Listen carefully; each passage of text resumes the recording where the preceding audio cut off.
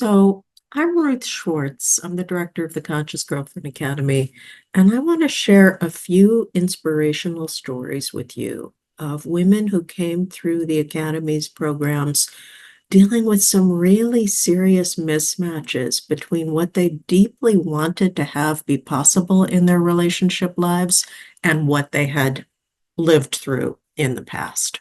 And I want to let you know both what they were grappling with and how things really shifted for them. Okay, so let me take the first person. I will call her Mary.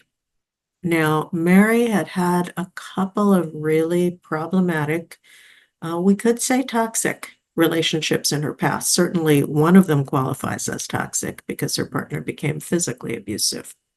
So the two relationships that Mary had had, the first one was somebody who she had fallen really in love with. She really saw this other person's vulnerability. Uh, they had a deep connection. And as part of the formation of their relationship, knowing how badly her partner had been hurt as a kid by people abandoning her, Mary vowed, I will never leave you. So, and she meant those words when she said them, and she meant them in the best possible way. But as time went on, their relationship became quite problematic. The first thing that happened was that Mary's partner, um, shortly after they met, she quit her job. She said she was really exhausted. She was burned out. She just needed some time to get herself back together. Mary, being a generous person, said, no problem, I can support us.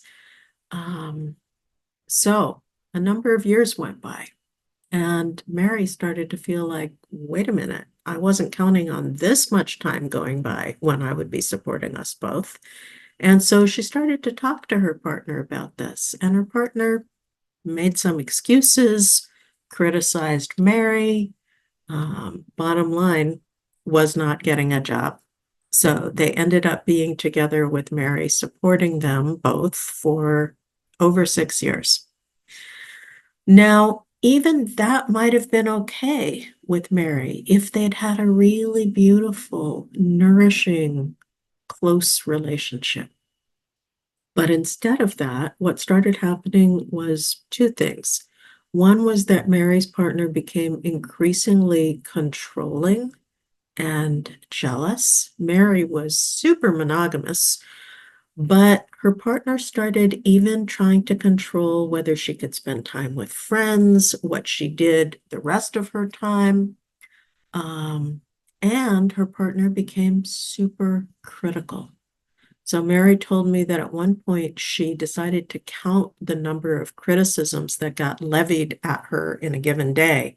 And when she reached 50 in one day, she gave up. So Mary was subject to a constant stream of criticism. She was subject to this partner that wasn't working. She was supporting them both. And she was subject to all of this control. So she was really starting to recognize, it took her a while to grapple with the fact that this was not the kind of relationship that she had intended to commit herself to forever. But because she had made that commitment, she felt a deep sense of responsibility and a deep sense of guilt and sadness at the thought of leaving this partner behind. So the thing that finally made her decide to leave was when her partner threw a chair at her. Deep inside, Mary knew physical violence was not okay and was likely to escalate. So that was the point at which she got out. But it was really sad for her. She really grappled with it. And she spent about a year and a half single after that. Maybe it was more than that. Eventually, she started dating somebody again, and this person had a good job, so that part was not going to be an issue. But a few weeks in, Mary was spending time at this other woman's house, and she said a really small thing, and the other woman got very upset, literally stopped talking to her. And Mary didn't know what to do. So eventually she just went home. But when she saw the woman a few days later, the woman just picked up like nothing had happened and didn't bring up the fact that she had stopped talking to Mary, or what had precipitated it. Mary didn't bring it up either because, she didn't know what to do. So she figured, okay, let sleeping dogs lie. And as we get to know each other better, this won't be an issue. Okay, you can guess what happened. As they got to know each other, the issue continued, and in fact, it got worse. Mary's partner would clam up and shut down and not speak on a regular basis. And after they'd been living together for about a year and a half, she stopped wanting to have sex with Mary, but she wouldn't talk about that either. So Mary would lie there in bed next to her at night thinking, this isn't quite what I wanted either. But the worst part is we can't even talk about it. So in this case, in some ways, perhaps Mary was lucky because she was such a loyal person that who knows whether she would have left this partner either. But this partner ended up deciding to leave Mary. Mary was deeply, deeply sad, and she mourned for a long time. But somewhere along the way in her mourning process, she also realized, like, hey, I'm the common denominator here. And if I've had two relationships in a row that really didn't work and didn't give me what I want and need, maybe there's something about myself I need to be looking at and working with. So when she showed up in the academy, she went through some of our classes. And the biggest missing piece that she identified for herself was that she hadn't really ever known how to love herself. She hadn't even really thought that she was worthy of love. This goes back to her childhood, of course. Um, but deep down, she had a belief that for her to be with someone, she needed to be giving them much, much, much more than she was receiving from them, just to kind of earn her keep, to earn her place on earth, because she didn't really feel lovable or deserving of love. And she wasn't giving love to herself. So this was a really painful but crucial epiphany for her. And she started working with our meta practice and some of our other self-love and compassion practices. She was really devoted. She worked with them every day for over a year, and she felt enormous shifts. And by the way, it's not surprising because neuroscience brain scans have actually demonstrated that working with practices like meta change the brain.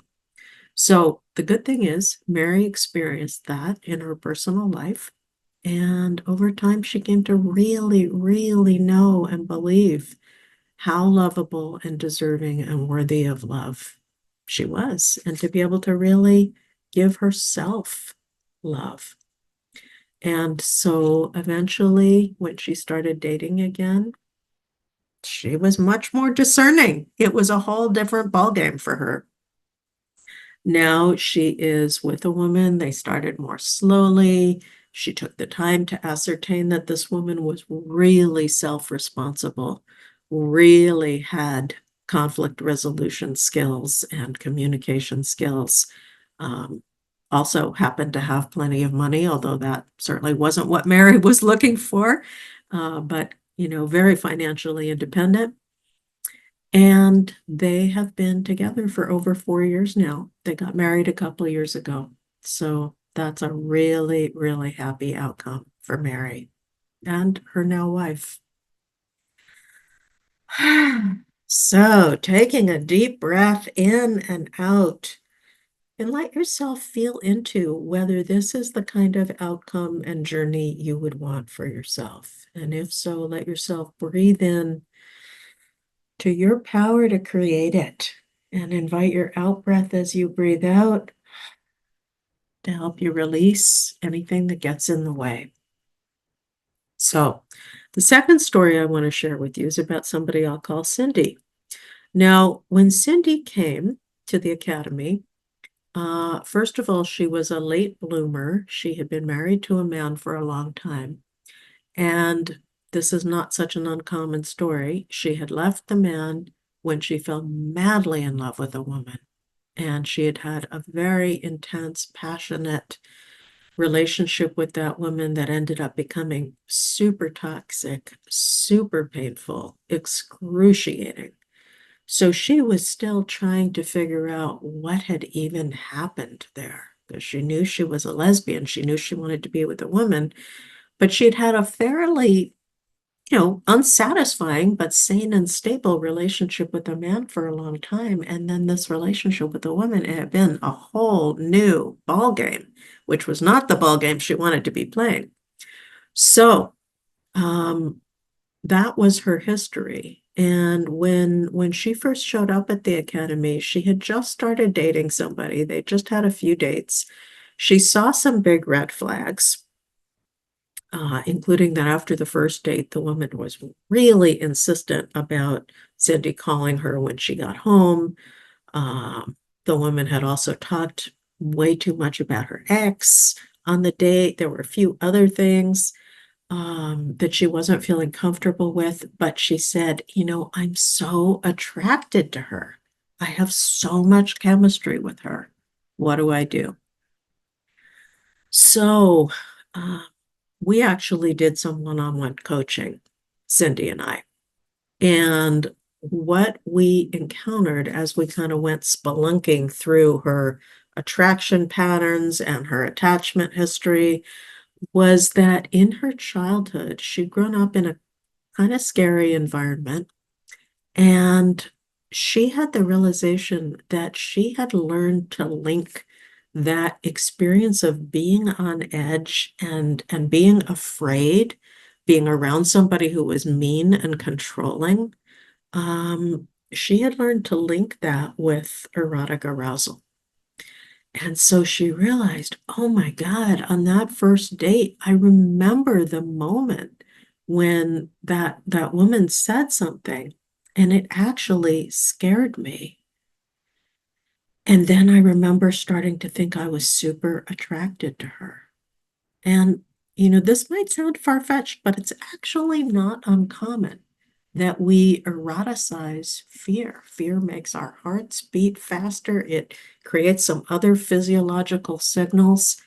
And so Mary realized that, in a way, part of how she had dealt with fear was to learn to experience it as a positive signal of attraction.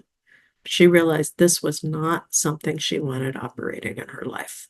So we went through a number of experiential practices, and she also did some, deep thinking, journaling, processing inside herself to decouple her fear response from her attraction response because she knew that going forward in her life, she wanted to be able to have a really, really different experience. She wanted to be able to feel great chemistry with someone who was also really available and solid and stable and kind and safe.